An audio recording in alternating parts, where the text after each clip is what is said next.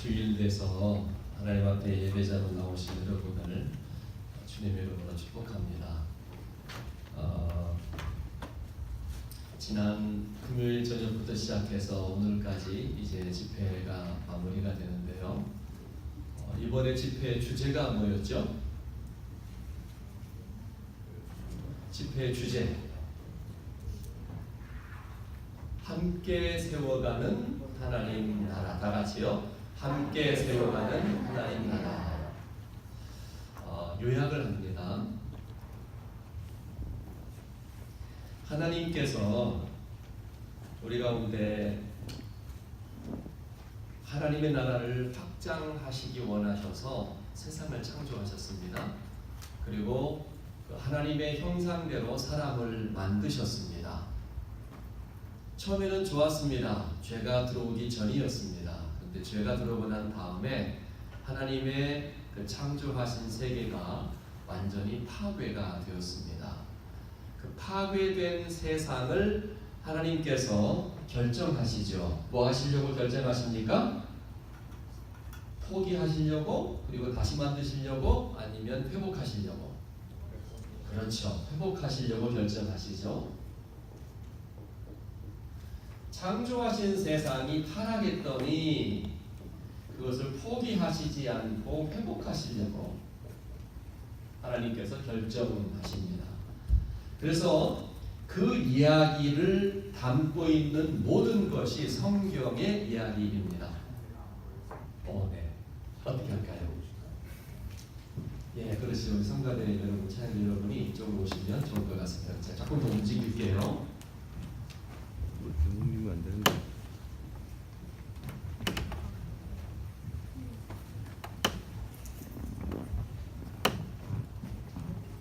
뒤에도 잘 보이시나요? 네. 자, 그래서 우리가 성경의 전체의 이야기가 하나님이 세상을 어떻게 창조하셨는지, 그리고 창조된 세상 속에서 어떻게 하나님과 그 창조된 인간이 완전한 하나를 이루었는지 그것을 이야기하는 것이 창세기 1장과 2장의 이야기입니다.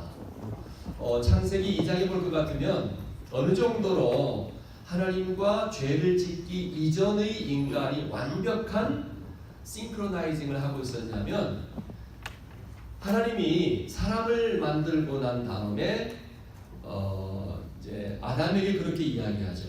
아담, 이리 좀 와볼래? 아마 그러셨을 것 같아요. 하나님께서 의자를 앞에다 놓고 아담 여기 앉아봐. 내가 말이야 세상에서 살 수 있는 모든 동물을 다 만들었다. 그런데 내가 창조자이기는 한데 내가 만든 사람이어서 패턴이 나에게 있지만 그것을 내가 이름 짓지 않고 너에게 이름 지을 수 있는 특권을 줄게. 그랬습니다. 그래서 하나님께서 아담을 불러서 앉혀놓고, 그리고 그 아담 앞으로 하나님이 만드신 모든 동물을 다 지나가게 했습니다. 한번 이름 지어봐. 사자. 그래, 내가 사자라고 하려고 했었어. 호랑이. 그래, 맞아, 나도 호랑이라고 만들려고 했었어. 어떤 이름 하나를 아담이 부르는데도 야, 왜 그렇게 했어? 내 생각을 달랐는데 라고 하신 적이 없다는 겁니다. 왜 그럴까요? 아담의 마음과 하나님의 마음이 완전하게 클리어하게 싱크로나이징 하고 있었기 때문에 그렇습니다. 뭐 차이일까요? 뭐가 있고 없고의 차이일까요? 죄가 있느냐, 죄가 없느냐의 차이점입니다. 죄가 있게 되면 하나님과 싱크로나이징을 할 수가 없습니다. 죄가 없으면 내 생각이 곧 하나님의 생각이 되고 하나님의 마음이 내 마음으로 그대로 전달되는 그런 피조물로 우리는 지어졌습니다. 왜냐하면 저와 여러분의 형상은 하나님의 형상대로 지어졌고, 그리고 하나님께서 루아흐라고 하셨던 그 호흡, 생기를 우리 가운데 부어 넣어주셨기 때문에 그렇습니다. 그 하나님의 호흡이 있음으로 인해서 성경 창세기는 뭐라고 말씀하시냐면 비로소 생명이 되었다. 살아있는 영적인 존재가 되었다라고 성경은 이야기합니다. 그래서 그 이야기를 기록한 것이 성경이죠. 창조와 타락과 그 타락한 세상을 버리시고 다시 만드시려고 하시지 않고 반드시 새롭게 고쳐서 회복해서 내가 완전한 하나님의 나라로 만들겠다. 그래서 창세기 1장과 2장, 요한계시록 21장과 22장, 여기에서 새 하늘과 새 땅, 그리고 여기는 처음 땅과 처음 하늘, 그걸 얘기하는 거지. 그래서 아하, 성경의 이야기가 이 이야기이구나 라고 하는 것을 이해하기 시작하면서 이런 관점으로 성경을 보기 시작하고 그렇다면 내가 그 일을 위해서 어떻게 살아야 하지? 그럼 나는 죄를 지은 인간으로서 어떤 존재이고 어떻게 살아야 하지? 라고 하는 자기 인식, self-identifying을 하는 속에서 이제 보는 새로운 관점이 생깁니다. 그게 뭐냐면 cosmovision, 이해할 수 있죠? cosmovision, 성경적인 세계관이라는 겁니다. 아하, 내가 지금 오늘 맥칼렌에서 이렇게 오늘을 살아가고 있지만 그래, 이 하나님의 구속사적인 성경적인 세계관으로 바라본다면 비록 내가 죄인이었음에도 불구하고 예수님이 나를 구원하셔서 이렇게 완전하게 21장과 22장에 기록된 것처럼 새 하늘과 새 땅을 나를 통해서 완성하시려고 나를 하나님의 자녀로 부르셨어. 그러니까 내가 오늘 여기에서 하나님의 자녀답게 살아야 돼 라고 하는 자기 셀프 아이덴티파잉을 하게 되면 그것이 바로 그리스도인의 삶이 된다는 겁니다. 그래서 자, 다시 질문합니다. 성경의 주제는 뭐라고요? 그렇지요, 하나님의 나라. 성경의 내용은 예수 그리스도. 와. 자, 복음의 주제는 뭐라고요? 그러면 네, 하나님의 나라. 그럼 복음의 내용은 뭐예요? 예수 그리스도. 그러니까 여러분이 성경 어느 곳을 펴서 읽으시던 간에 거기에서 하나님 나라와 그 하나님의 나라를 완성하시기 위해서 오신 예수 그리스도를 반드시 발견해야 된다는 겁니다. 그리고 성경에서만 발견할 뿐만 아니라 이제는 저와 여러분의 날마다 삶 속에서 저와 여러분의 생각과 저와 여러분의 대화 속에서 두 가지를 생각해야 되는데 하나님의 나라와 그것을 이루시기 위해서 오신 예수 그리스도, 이걸 반드시 생각해야 된다는 얘기입니다. 이것을 생각하면서 사는 인생과 이것을 완전히 잊어버리고 내가 구원받았다고 하는 그 한 가지 사건 조건만을 가지고 세상 사람과 별다른 차이 없이 살아간다면 정말 비참한 인생을 사는 삶이 된다는 겁니다. 우리에게 삶의 조건은 중요하지 않습니다. 우리가 살아가고 있는 삶의 환경은 중요하지 않습니다. 가장 중요한 것은 내가 누구냐, 그리고 내가 무엇을 해야 할 것이냐, 말씀 안에서를 확인하는 인생이야말로 가장 가치가 있는 인생이고 하나님이 그 사람을 사용해서 하나님의 영광을 받으신다는 것입니다. 저는 그런 인생이 여러분 되시기를 축원합니다. 여러분 되시기를 축원합니다. 아멘. 아멘. 그래서 예수 그리스도가 복음의 내용이고 그리고 하나님의 나라가 복음의 주제라고 하는 것을 우리가 동의할 때 성경 전체를 예수 그리스도를 중심으로 해서 이해할 수 있는 7가지 키워드가 있다고 그랬죠? 기억나시나요? 자, 예수 그리스도를 중심으로 해서입니다. 성육신. 그 다음에 뭐죠? 네, 십자가. 그 다음에 부활. 네. 그 다음에 네, 승천. 그 다음에 성령. 그 다음에 교회. 그 다음에 재림.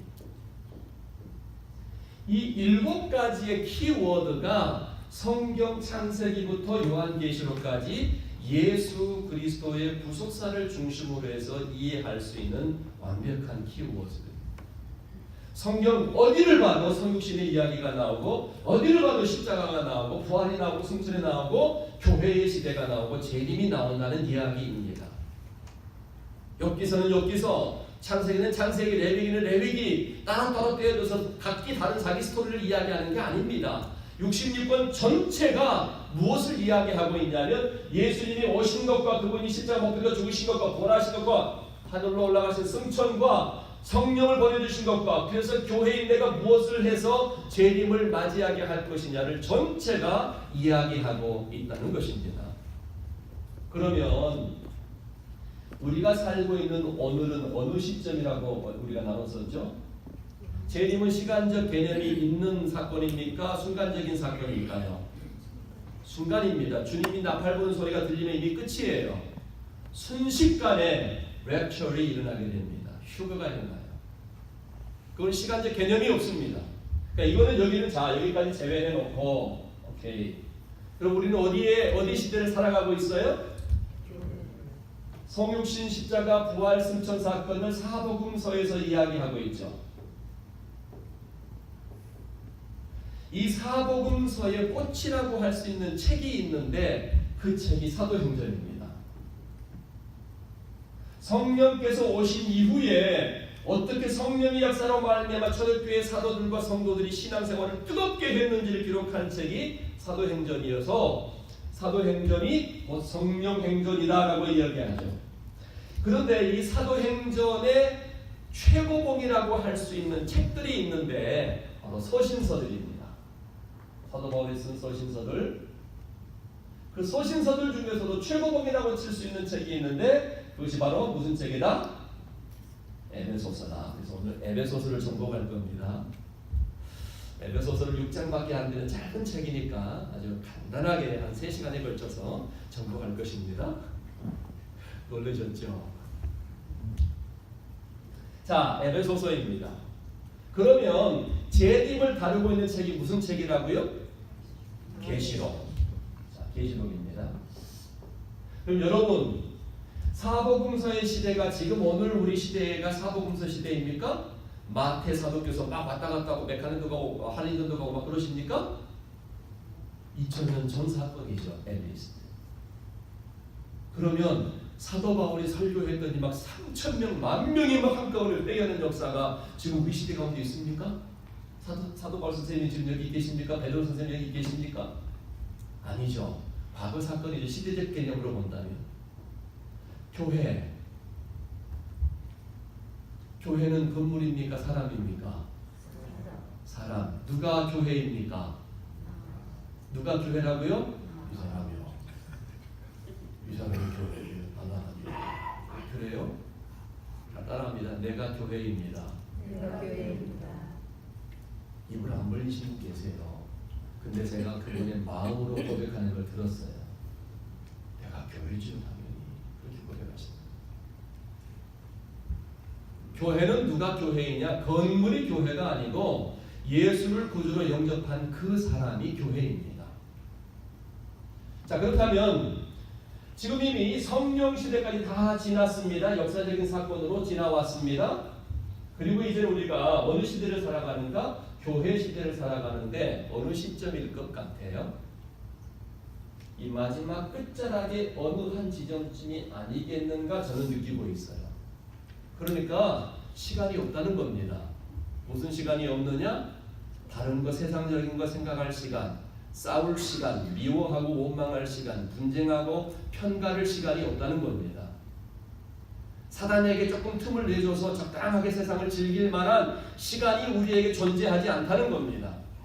왜냐하면 우리는 지금 마지막 시대의 마지막 순간을 살아가고 있기 때문에 하루하루가 금쪽과 같은 시간이고 우리가 살아가는 하루하루가 너무너무나 소중한 시간들이라는 겁니다. 허투루 쓸 수 없는 시간들이에요. 그런데 사단은 뭐라고 하는지 아십니까? 아이고 뭐 그렇게 복잡하게 살아. 좀 여유있게 살자고. 왜 이렇게 다그치듯이 사냐고. 내일도 있고 모레도 있잖냐. 브라질에서 열대 지방에 있다 보니까요 1년 365일 덥습니다. 습기가 폭폭 올라가요. 그래서 운동화를 신고서 6개월만 지나면 운동화의 고무가 다 삭아내려요. 걸어다니는데 갑자기 펄럭펄럭해요. 혓바닥이 나와서 바닥이 창이 떨어져 갖고요 펄럭거려요. 근데 그분들이 두 가지의 생활 습관이 있습니다. 시에스타, 에스파뇰은 시에스타 그러고 포르투기스로는 세스타, 낮잠을 자는 시간이 있습니다. 제가 처음에 선교사로 갔더니 12시부터 오후 2시까지 가게 문을 닫았습니다. 이게 뭐야? 야, 이 사람들 진짜 게으른 사람들이네. 이렇게 생각했어요. 근데 제가 20년을 살면서 저도 낮잠을 자야 돼요. 너무너무 뜨거워서 견딜 수가 없어요. 습기는 계속 90% 이상 올라오죠. 그러니까 막 몸이 녹아내려요. 관절이 안 좋으신 분들은 아마도는 최악입니다. 무릎 관절이 다 녹아내요. 또 하나가 있어요. 더우니까 비가 억수같이 쏟아지면 아망이야 그래요. 아망이야 내일 만나지 뭐. 아망이야 내일 하지 뭐. 굉장히 플렉서블해요. 오늘 하다 안 되면 내일 하고 또 내일 가면 또 내일이고 그 다음 내일이면 또 다음 내일이고 기본적입니다. 보통 아마존 타임이 40분에서 1시간 반 정도 플렉서블해요. 저는 딱 5분 전에 가서 기다리는데 40분이 지나도 안 와요. 일어나려고 하니까 그때야 들어와요. 전혀 미안함이 없습니다. 왜냐하면 기후가 만들어준 생활 환경입니다. 슈퍼마켓을 가면은 캐시어가 얼마나 고관 대직인지 아십니까? 그분들은 인상을 팍팍 쓰면서 소리 지르고 명령합니다. 물건을 한 팩을 12개짜리를 사면은 팩을 뜯어서 일일이 이걸 한 개 가지고 12번을 스캐닝합니다. 그러다가 잊어버렸어요? 쭉 뽑아서 개수를 세가요. 그리고 오케이 8개, 9개, 10개, 11개, 12개. 거기에서는 여유를 갖지 않으면 살 수 없는 나라입니다. 사단이 우리 오늘을 살아가는 그리스도인에게 쓰는 전략이 오늘 아니면 내일도 있잖아. 꼭 당신 그렇게 그냥 막 미친 사람처럼 오늘이 마지막인 것처럼 살아야 돼? 라고 우리에게 속삭인다는 겁니다. 철저한 사단에 우리를 파괴하고 하나님의 나라가 세워지지 못하도록 하는 사단의 전략인 것을 여러분 잊지 마십시오. 우리는 오늘을 마지막과 같이 살아야 되는 존재가 이 시대의 그리스도인의 존재입니다. 유명한 독일의 신학자가 있었습니다. 2차 대전에서 독일이 침공해오자 그 독일이 전 세계를 유럽을 점령하기 시작하자 독일인이면서도 목회자였던 본 회퍼라고 하는 33살의 젊은 목사님. 그는 히틀러를 저항해서 적극적으로 반대하고 적극적으로 비판하며 그 일을 멈추라고 이야기합니다. 자기의 동족이기 때문에 히틀러도 정말 이거는 눈에 있는 가시거리예요. 어떻게 할 줄을 모르겠는 거예요. 죽일 수도 없고 살릴 수도 없고. 그런데 히틀러가 결국에는 죽이려고 작정을 하니까 그 정보를 들은 주변에 있는 목회자들이 그렇게 이야기합니다. 보네코를 찾아가서 목사님 좀 그만합시다. 당신 목숨이 살아야지 뭔가를 볼 수 있지 않습니까? 왜 당신은 이렇게 극단적인 삶을 선택합니까? 보네코 목사님이 뭐라고 줄 아세요? 복음은 지금 이 자리에서 선포되지 않으면 복음이 아니라는 겁니다. Here and now. 구원의 이야기는 지금 여기에서 선포되어지지 않고 지금 이 자리에서 내 구원을 고백하지 않는다면 그것은 구원이 아니라는 겁니다. 그리고 그는 33살의 젊은 나이로 처형당하게 됩니다. 어떤 사람들은 그렇게 이야기합니다. 본회파가 지금까지 살아있었다면 그의 삶을 통해서 주옥과 같이 기록될 수많은 복음의 놀라운 증거들이 얼마나 많을까. 그러나 본회파에게는 이미 그는 선포할 모든 복음을 다 선포했습니다. 사랑하는 하나님 교회 성도님 여러분, 여러분은 오늘 이 자리를 어떻게 사십니까? 구원은 오늘 이 자리에서 확인되어져야 하고 여러분의 입술을 통해서 고백되어져야 합니다. 복음은 내일이 아니고 조금 환경 좋은 때가 아니고 오늘 이 자리에서 선포되어지지 않는다면 그것은 가짜 복음입니다.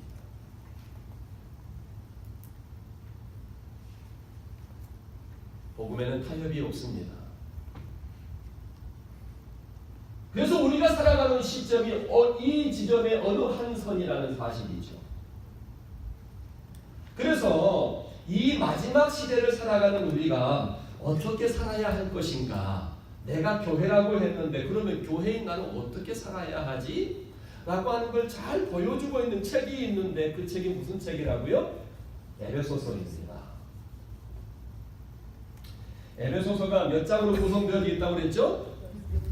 6장. 제가 지금부터 딱 에베소서를 여러분에게 암기시켜 드리겠습니다. 구약 성경에 하나님이 하나님의 구속 계획을 예언하셨습니다. 신약 성경에서도 하나님께서 하나님의 구속사를 예언하셨습니다. 1장의 스토리입니다.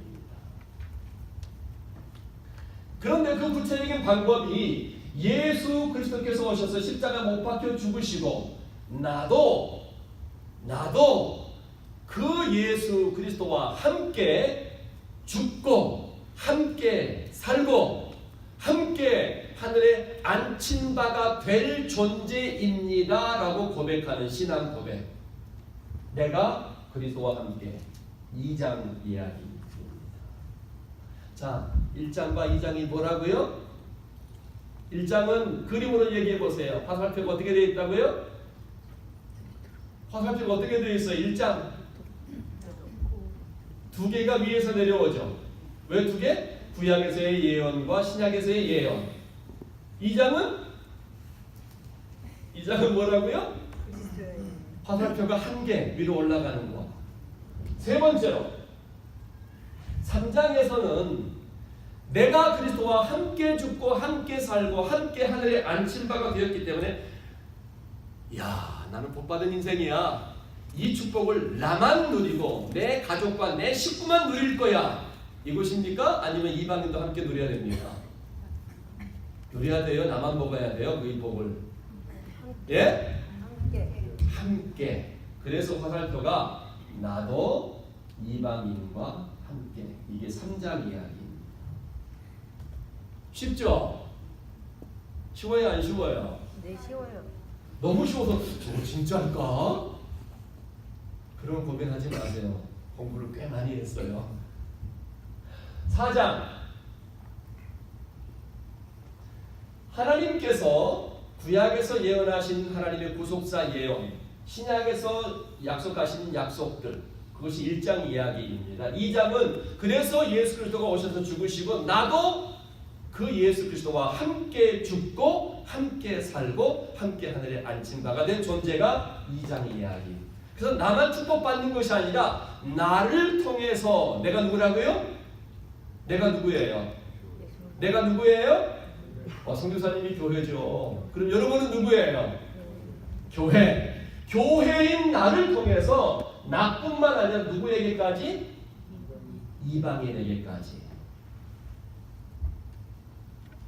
그래서 내가 그리스도와 함께 내가 이방인과 함께. 자, 그 다음에 이제 4장이 남아있죠. 4장이 뭡니까? 4장은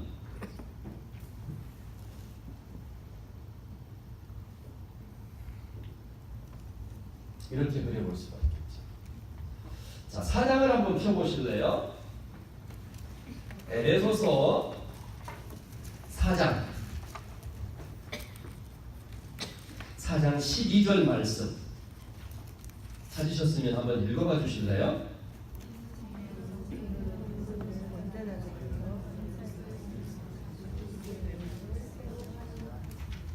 어느 분이 한 목소리로 크게 읽어주시면 고맙겠습니다. 똑똑하게, 또렷하게. 12절. 이는 성도를 온전하게 하여 봉사일을 하게 하며 그리스도의 몸을 세우려 하십니다. 아, 뭘 세운다고요? 자, 에베소서 1장 23절. 교회는 그의 몸이니 만물 안에서 만물을 충만케 하시는 이의 충만이니라. 이렇게 말씀하셨거든요. 교회가 누구라고요? 교회가 누구예요? 교회가 누굽니까? 교회가 누구예요? 누가 교회예요? 내가 교회입니다. 그러면 나는 이라고 할 수 있겠죠. 나는 그의 몸이니. 누구의 몸이죠? 예수 그리스도의 몸. 나는 예수 그리스도의 몸이니 만물 안에서 만물을 충만케 하시는 이의 충만함이니라. 자, 내가 충만함이래요. 자, 지금 여러분 다 이름 바꿉시다. 저는 김충만, 여러분은 이충만, 박충만, 선충만, 정충만, 홍충만, 황충만 다 충만으로 바꾸시죠. 왜? 1장 23절에 하나님의 구속사를 완성하시기 위해서 세우신 하나님의 계획이 교회를 통해서 예수 그리스도의 몸인 교회를 통해서 만물 안에 하나님의 피조 세계 속에서 그 만물을 충만케 하시기 위한 하나님의 충만함이라는 거예요. 자, 그럼 질문합니다. 여러분은 그리스도의 몸입니다. 맞습니까? 동의가 되십니까? 저 뒤에 집사님 어제 저랑 만났었죠. 금요일날. 집사님 교회 맞습니까? 집사님이 교회입니까? 우리 안경 쓰신 집사님. 아멘 해야죠. 내가 아니고 아멘. 자, 그럼 집사님이 교회입니다. 교회는 누구의 몸이라고요? 자, 집사님이 그리스도의 몸입니다. 맞습니까? 집사님 머리는 진짜 머리가 아니고 가짜 머리입니다. 제 머리도 진짜가 아니고 가짜예요. 여기 하나가 더 있습니다.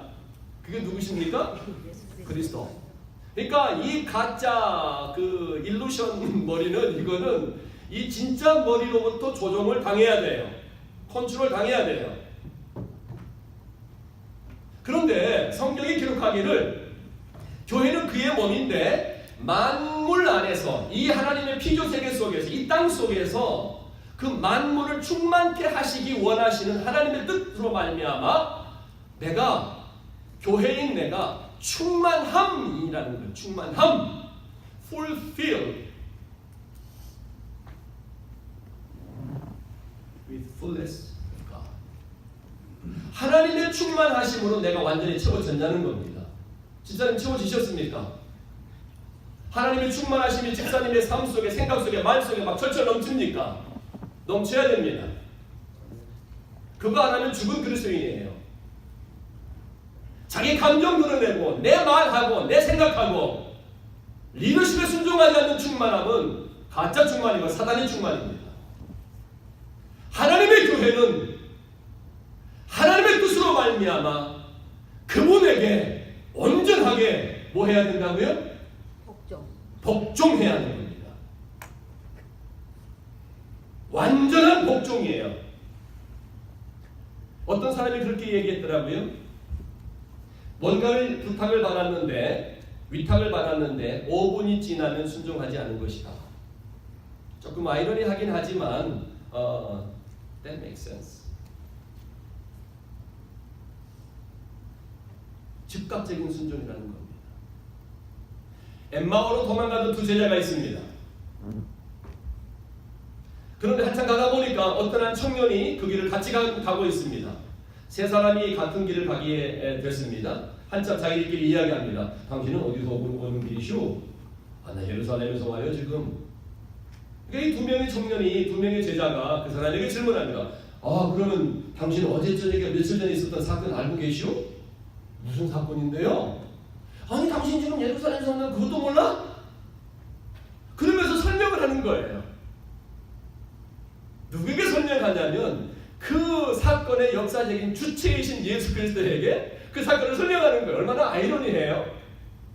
근데 이것이 다 셋업되어 있는 겁니다. 예수님께서 그 두 제자를 회복시키셔서 그리스도인으로, 제자로 온전하게 살아갈 수 있도록 하시기 위한 계획이었습니다. 그래요? 나 몰랐죠.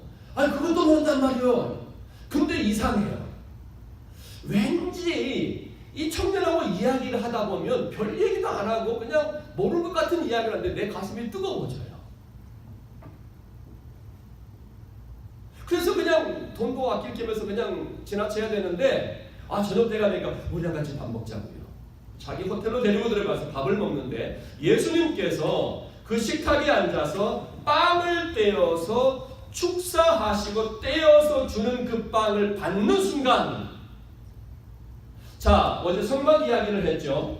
성막에서 성소 안으로 들어가면 오른쪽 들어가자마자 오른쪽 편에 무슨 상이 있다고 그랬습니까? 무슨 상이라고 그랬죠? 밥상이라고 그랬어요? 떡상이라고 그랬어요? 밥상이에요? 떡상이에요? 떡상이죠. 12덩어리의 떡이 있습니다. 일주일에 한 번씩 만드는 떡이에요. 여러 가지 기가 막힌 이야기들이 많이 있는데 떡상이에요. 그 떡을 만드는 사람이 대대손손 자기 가문에서만 만들어냅니다. 그런데 예루살렘이 정복되고 난 다음에 그 떡을 너무너무 맛있는데 일주일이 지나가도 촉촉하고 부드러운 떡인 거예요. 그 떡을 만들기 위해서 기도하고 하나님의 지혜를 구하고 노하우를 구하는데 다른 로마의 군사들이, 장교들이 아무리 본받으려도 그 떡을 만들 수가 없는 거예요. 그래서 그 사람을 불러다가 많은 돈을 주면서 비법을 가르쳐달라 협박을 하죠. 안 가르쳐 줍니다. 그럼 내가 팔을 자를 거야. 진짜로 팔을 자른 겁니다. 이 팔을 자르고 저 팔을 잘라서 그 사람을 완전히 식물인간으로 만들어도 그걸 전달하지 않습니다. 하나님을 향한 충성심이죠. 자, 그래서 그 제자들이 예수님께서 떼어준 떡을 받자마자 눈이 밝아지면서 그분이 주님이라는 걸 깨닫게 되죠. 주님은 자리에 안 계시고 그들이 어떻게 합니까? 즉시로 immediately 그들이 돌아왔던 그 예루살렘으로, 도망갔던 예루살렘으로 돌아가죠. 뭘 얘기할까요? 즉각적인 결단이고 의지적인 순종의 이야기입니다. 자, 그렇다면 여러분, 이제 몸을 만들기 위해서 교회가 되어졌는데 교회인 내가 세상 가운데로 영적인 영향력을 흘려보내야 됩니다. 나로부터 거룩한 영향력, 능력의 영향력, 사랑의 영향력이 세상 가운데로 흘러가야 되고 내 주변 사람으로 흘러가야 됩니다. 이것이 하나님의 구속사적인 계획입니다. 5장에서는 이게 뭘까요? 반지 2개, 정혼, 약혼일 수 있겠죠. 거룩한 신부가 되는 겁니다. 그래서 내가 이제는 나의 신랑 되신 예수께서 이 땅 가운데 혼인잔치를 위해서 오실 그날을 기대하면서 날마다 나를 정결하게 만들고 깨끗하게 만들어서 사랑스러운 신부로서의 위치를 만들어가는 것이죠. 우리 모두는 이 세상에 있는 모든 그리스도인들은 그리스도의 정결한 신부가 되어야 합니다. 그래서 날마다 거룩해져야 하고 그 거룩을 어떻게 이루어갈 수 있을까요? 자기를 부인하고 또 하나는 순종을 통해서 내가 정결한 신부로서 준비가 되어져 간다는 사실입니다. 6장은 뭘 얘기하냐? 방패, 무장된 그리스도인, 하나님의 군사, 영적 전쟁을 하기 위해 철저하게 준비된 하나님의 군사. 그러니까 에베소서를 볼 것 같으면 1장부터 4장까지의 이야기는 하나님의 구속사적인 계획을 전략을 말씀해 주시는 것이고 5장과 6장은 그 계획을 하나님의 이 땅을 회복시키시기 위한 계획을 어떻게 실천하실 것인가. 두 가지. 하나는 거룩한 신부가 되라. 두 번째로는 완전하게 영적 전쟁을 하기에 합당하도록 무장된 하나님의 군사가 되라는 겁니다. 그러면 이제 간략하게 말씀의 내용들을 보면서 마무리를 하려고 합니다. 자, 3장으로 2장으로 가볼까요? 2장.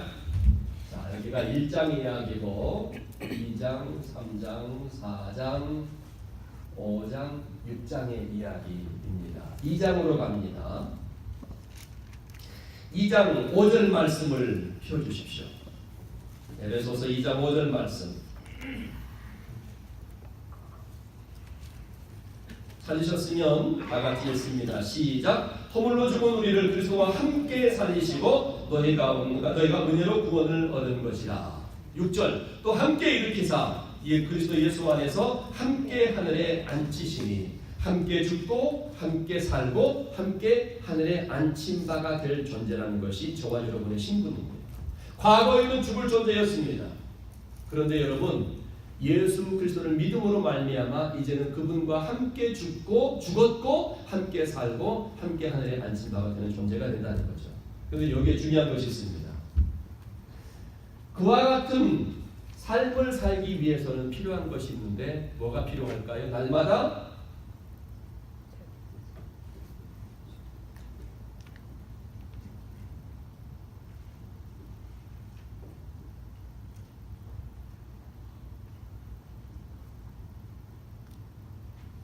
날마다 나를 부인하고 항상 뭐하라?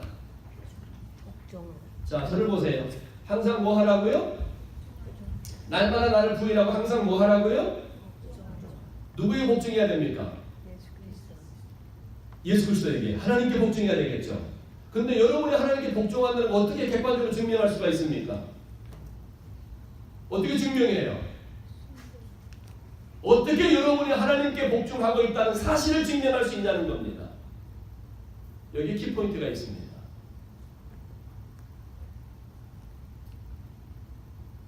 여러분이 여러분의 주의 종에게 복종할 때, 순종할 때 바로 그 순종을 통해서 여러분이 하나님께 복종하고 있다는 사실을 증명하는 것입니다. 왜 그럴까요? 주의 종은 하나님께서 여러분에게 보내신 대행자이기 때문에 그렇습니다. 그래서 복종해야 하는 겁니다. 여러분의 의견과 달라도 여러분의 뜻과 달라도 복종해야 하는 것은 복종하는 자에게 책임을 묻는 것이 아니고 그것을 복종을 요구하는 자에게 잘못된 복종을 요구했다면 하나님이 그를 징계하실 것이기 때문에 그렇습니다. 그러니까 어제 말씀드렸던 것처럼 선교사나 목회자가 갖는 영적 책임감이 일반 성도들보다 몇십 배, 몇백 배 크다는 얘기를 했습니다. 어떤 선교사가 자기 죽으려고 거짓을 행하겠습니까? 여러분, 그래서 우리가 날마다 예수 그리스도와 함께 죽는 연습, 나를 부인하는 연습이야말로 내가 하나님의 구속사를 완성해 갈 삶의 과정이다. 그렇게 볼 수 있겠죠. 4장으로 넘어갑니다. 4장을 펴볼까요?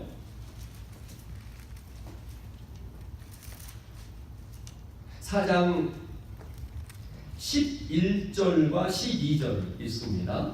시작. 그가 혹은 사도로 혹은 선지자로 혹은 복음 전하는 자로 혹은 목사와 교사로 주셨으니 이는 성도를 봉사의 일을 그리스도의 몸을 아멘. 자, 성도를 온전케 하고 봉사의 일을 하지 말게 하고 하게 하고 그리고 그리스도의 몸을 파괴한다 세운다 세워야 되는 거. 키워드입니다. 그러니까 우리가 하나님의 구속사를 완성하기 위해서 부르심받은 교회가 나라고 인정한다면 우리는 어떻게 해야 되느냐? 어떻게든 간에 못 만들게 해야 돼요. 못 만들기. 못 만들기가 중요합니다.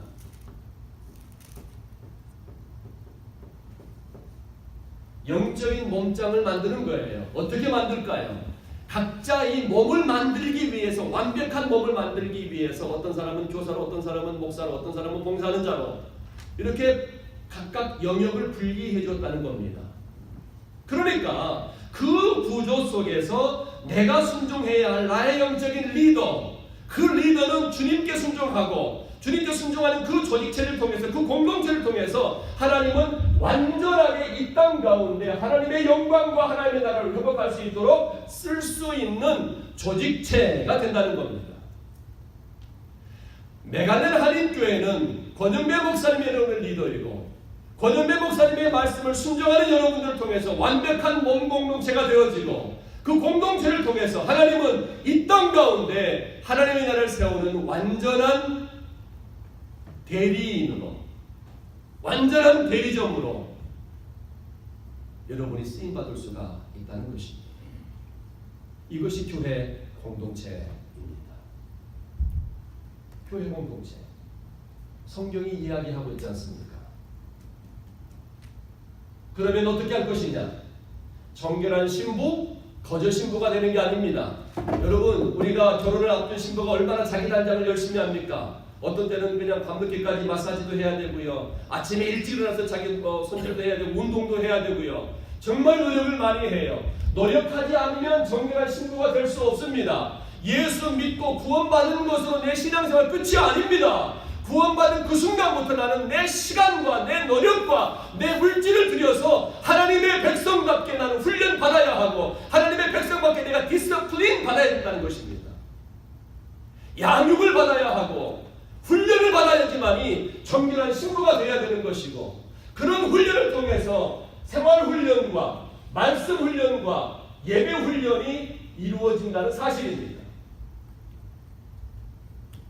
생활훈련, 말씀훈련, 예배훈련이 잘 되어진 성도는 가나안 땅에 들어갔을 때 7족속에 장대한 적들이 있다고 할지라도 능히 그들을 말씀으로, 성령의 검으로 멸할 수가 있습니다. 그러나 이런 훈련을 거부하고 양육받는 걸 거부하고 교회 안에서의 여러 가지의 훈련 조직들을 거부한다면 결국에는 구원받은 채로 영적인 어린아이로 그렇게 살다가 인생이 끝날 수도 있다는 겁니다. 여러분은 누구십니까?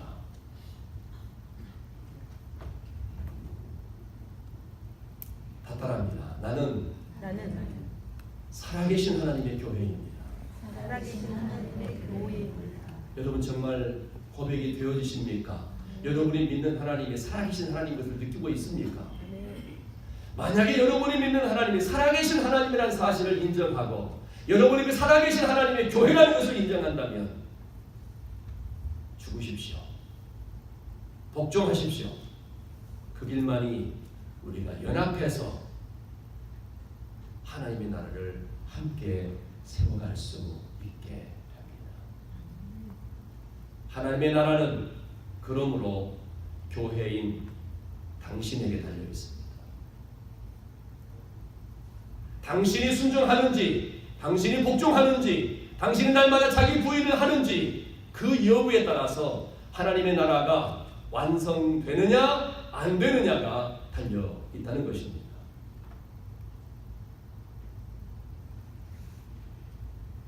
하나님의 나라가 이 손 안에 있소이다. 여러분, 하나님의 나라가 여러분에게 달려있다는 겁니다. 제가 제 얘기하고 있습니까? 성경 이야기하고 있습니까? 성경이 가르쳐주고 있습니다. 왜 우리가 복종해야 하는지, 왜 우리가 날마다 나를 부정해야 하는지, 그것은 곧 하나님의 나라이기 때문에 그렇습니다. 이제부터 우리는 하나님의 나라를 제외하고는 생각할 것이 없습니다. 어떤 일을 하더라도 하나님의 나라를 위해서 살아야 하는 것이 우리의 인생입니다. 한 얘기만 하고 마무리합니다. 아마존에서 20년 가까이 선교사로 사역을 하면서 수많은 목회자들을 양육했습니다. 수많은 청년들을 양육했습니다. 수많은 교회들을 방문해서 초청받아서 가서 큐티 세미나를 인도하고 제가 집회를 인도했습니다. 이제 아마존 지역에 저희의 사역자들이 2세대 사역자, 3세대 사역자들이 생겨났습니다. 그래서 제가 여유롭게 여기 와서 지내면서 여기를 셀러라고 하고 있습니다. 지난 1월 달에 볼리비아 코차밤바 수티코시오라고 하는 지역에서 한 달 동안 공동체 훈련을 했습니다. 저와 저희의 스텝이 한 달 반쯤 전부터 가서 저는 이제 한 달 1월 중순쯤에 갔지만 12월 중순쯤부터 가서 훈련학교를 준비하고 1월 첫주부터 훈련학교가 시작이 1월 말까지 됐습니다. 그 훈련학교에 브라질에서 4명의 20대 청년들이 3주간의 자기 휴가를 내서 달려왔습니다. 저희의 3세대 사역자들입니다. 둘은 변호사입니다. 한 명은 엔지니어입니다. 한 명은 간호사입니다. 또 다른 몇 명의 청년들이 오려고 했지만 시간이 맞지 않아서 오지를 못했습니다. 이 4명의 청년들이 자기 돈으로 자비량으로 거기까지 와서 3주간에 걸쳐서 한 번도 만난 적이 없던 다른 나라의 청년들을 향해서 복음을 선포하고 그들을 훈련합니다. 그리고 훈련학교가 끝났습니다. 우리 스태프들과 자체 평가를 하면서 이렇게 그들이 고백하는 것을 제가 듣고 돌아왔습니다. 이제야 내가 왜 돈을 벌어야 하는지 알았습니다. 하나님 나라 때문입니다.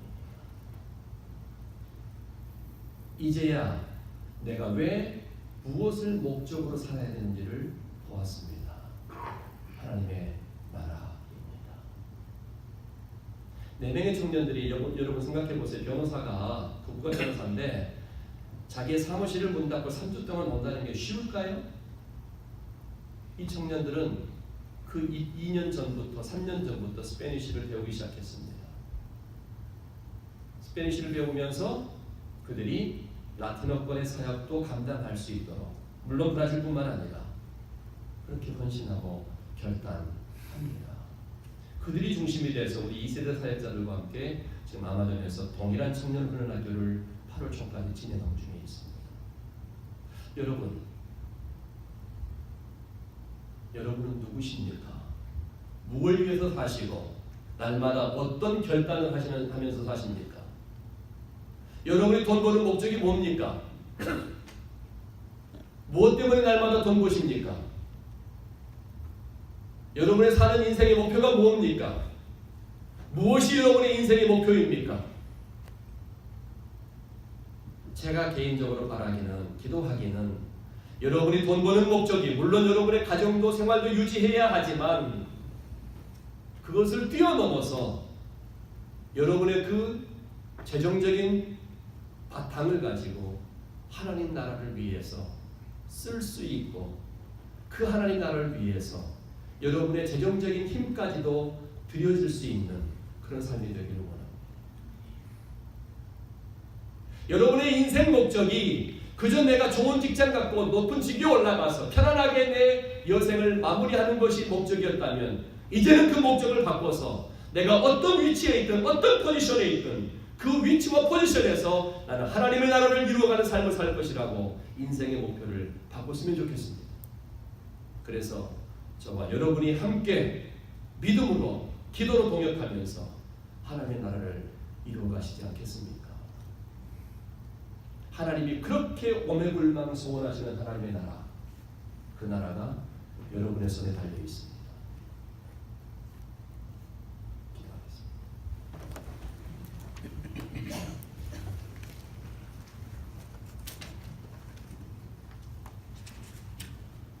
이 시간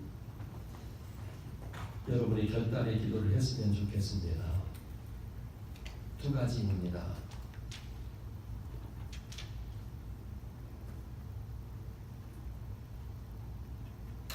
내가 사는 목적이 무엇인지, 내 삶을 통해서 어떻게 하나님의 나라를 이루어가야 할지,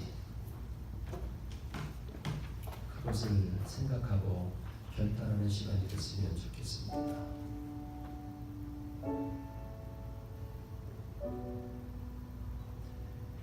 지금까지의 나의 신앙생활을 돌아본다면 하나님 나라를 생각하기보다는 내 자신을 생각했습니다.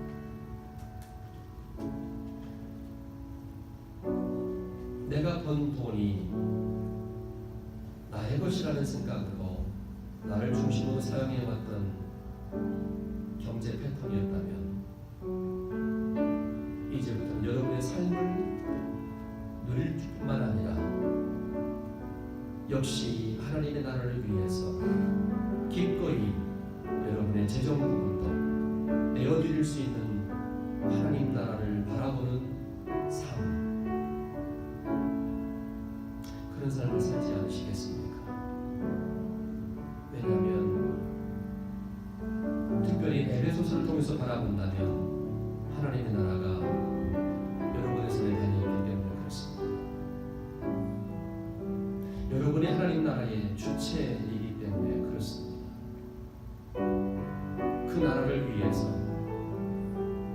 여러분의 인생을, 여러분의 삶을, 여러분의 가진 것을 드리지 않겠습니까?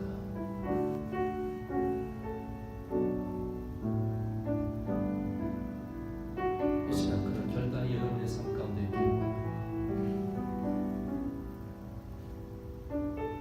한번 이 시간 표해 주시겠습니까? 이제 내가 하나님의 나라를 위해서 살겠습니다. 내 삶의 중심에 하나님의 나라를 중점으로 두고 살아가겠습니다라고 결단하신 분 있으면 손을 들어 표해 주십시오. 아멘, 아멘, 아멘, 아멘. 감사합니다. 여러분의 날마다의 삶을 통해서, 훈련과 복종을 통해서, 자기 부인을 통해서 그 하나님의 나라를 이루어 가겠습니다 라고 결단하신 분 손 들어 주십시오. 아멘, 아멘, 아멘. 여러분의 모든 삶 속에 허락하셨던 경제적인 여유와 여러분의 시간들을 아낌없이 하나님 나라를 위해서 드리겠습니다. 결단하신 분 손 들어 주십시오. 아멘. 기도하겠습니다. 하나님 감사합니다. 우리에게 지난 금요일부터 네 번의 집회를 통해서 함께 세워가는 하나님 나라를 고민하게 하시고 말씀을 통해서 나눌 수 있는 은혜 주셔서 감사합니다. 그렇습니다. 하나님의 나라가 내 손에 달려있는 것을 확인하고 고백합니다. 내가 예수 그리스도의 몸일 뿐만 아니라 살아계신 하나님의 교회이기 때문에 그렇습니다. 하나님, 우리를 도와주시옵소서. 날마다 도와주셔서 하나님의 나라로 살아가게 하시고 하나님의 살아있는 교회가 되게 하여 주셔서 하나님이 그토록 열망하시는 그 하나님의 나라, 사막과 메마른 땅에 꽃이 피고 사람이 즐거워하며 하나님의 영광을 볼 그날을 우리가 순종으로 올려드릴 수 있는 우리의 삶이 될 수 있도록 축복하여 주시옵소서. 손을 들어 하나님의 교회로 살기를 결단하고 손을 들어서 자신의 삶 속에 하나님의 나라를 센터로 두고 결단하며 그것을 바라보며 살기로 소원하는 당신의 사랑하는 종들을 축복해 주시고 모든 삶에 주어지신 것들을 하나님을 위해서 기꺼이 드리겠다고 결단하는 주의 종들도 축복해 주셔서 저들의 삶 가운데 날마다 풍성하게 공급하시고 베푸시는 하나님의 능력의 손길을 경험하는 인생 될 수 있도록 역사하여 주시옵소서. 감사합니다. 예수님 이름으로 기도합니다. 아멘.